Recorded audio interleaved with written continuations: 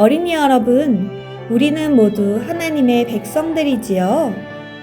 이 땅 위에는 매일매일 수많은 사람들이 각자의 모습으로 살아가고 있어요. 그런데 그 많은 사람들이 동일한 모습으로 생활하고 있는 것 같지만 하나님의 백성들은 무언가 다른 것이 있답니다. 왜냐하면 그들은 보이지 않는 하나님을 경외하고 섬기며 따라가기 때문이지요. 그리고 이 땅에서 그러한 하나님을 표현하고 대표해요. 여러분은 하나님의 사람 모세에 대하여 들어보았나요? 지금부터 모세의 이야기를 통하여 하나님의 백성의 귀함과 특별함에 대해 살펴볼 거예요. 모세는 지금으로부터 3,500년 전 이집트 땅에서 태어난 이스라엘 사람이었어요. 이집트에서 살고 있던 이스라엘 사람들은 자녀를 많이 낳고 그 수가 크게 늘어났으며 번성하고 매우 강해졌지요. 파라오는 이스라엘 백성에게 혹독한 일을 시키고 그들 가운데 태어나는 남자아이들은 살려두지 말라고 명령하였답니다. 그러던 어느 날, 한 이스라엘 부부에게 특별한 남자아이가 태어났어요. 그 아이의 부모님은 아이를 살려두었다가 더 이상 숨길 수 없게 되자 아이를 갈대 상자에 넣어 파라오의 딸이 목욕을 하는 나일강에 놓아두었어요. 아이를 발견한 파라오의 딸은 그 아이를 데려다 키우게 되었고 그 이름을 모세라고 지어주었어요. 그런데 하나님께서는 모세의 친어머니 요게벳이 보모로서 모세의 옆에 있게 하셨답니다. 요게벳은 모세에게 그가 이집트인이 아닌 하나님의 백성이라는 것을 항상 알려주었어요. 이 때문에 모세는 어려서부터 자신이 하나님의 백성이라는 것을 깨닫고 자랄 수 있었답니다.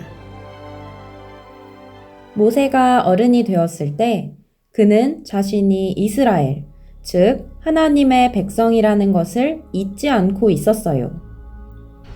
그 당시 이스라엘은 이집트에서 노예살이를 하고 있었고 파라오와 이집트인들은 이스라엘인들을 괴롭히며 학대하고 있었지요. 모세는 왕궁에서 이집트의 왕자로 자라났기 때문에 아주 호화롭고 풍요롭게 살고 있었어요. 그러나 자신이 사실은 이집트인이 아닌 히브리인, 즉 하나님의 백성이라는 것을 알고 있었기 때문에 자주 괴로워했답니다. 모세는 이렇게 생각했어요. 내가 어떻게 해야 하는 거지? 난 이집트의 왕자야. 난 이곳에서 왕이 될지도 몰라. 그런데 내가 이렇게 사는 것이 맞는 건가?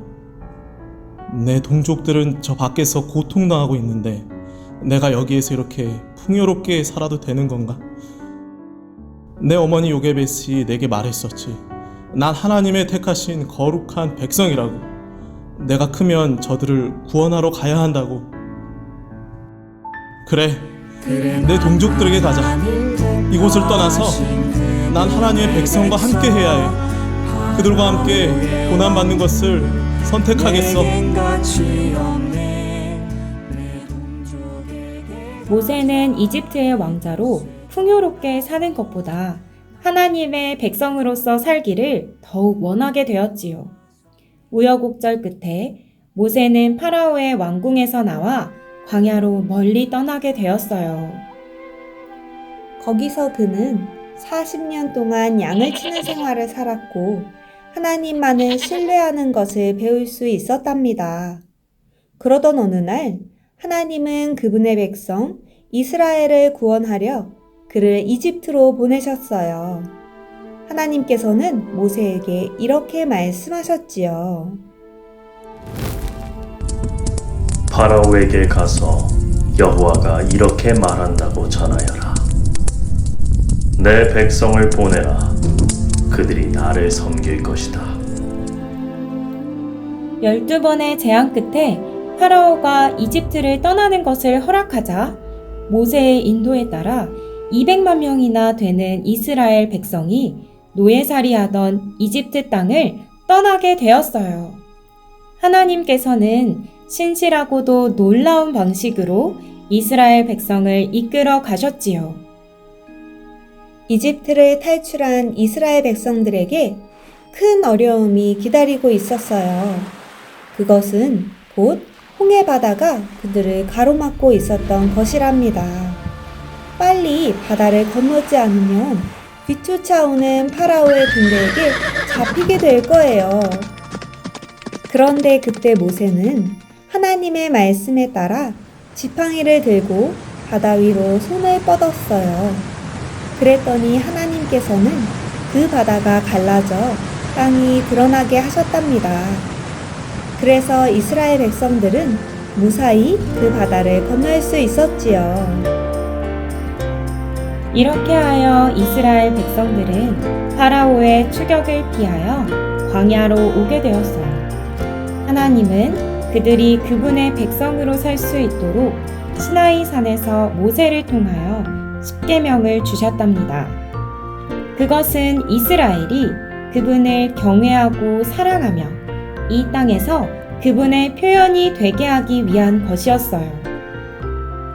그리고 어느 날 하나님께서 모세를 산으로 부르시어 말씀하셨어요.